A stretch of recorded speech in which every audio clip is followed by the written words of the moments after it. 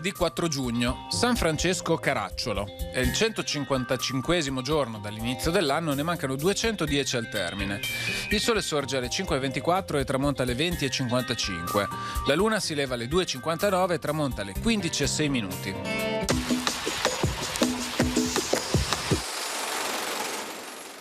Per ritenzione di orina muore il doge Alvise I Mocenigo a 69 anni e dopo 7 di principato.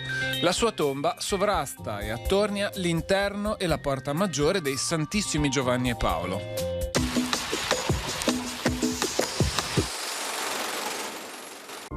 Le previsioni per domani. Nuvolosità variabile con spazi di sereno alternati a nubi più frequenti in montagna, dove più facilmente nel pomeriggio potrà verificarsi qualche precipitazione anche a carattere di breve rovescio o d'occasionale temporale.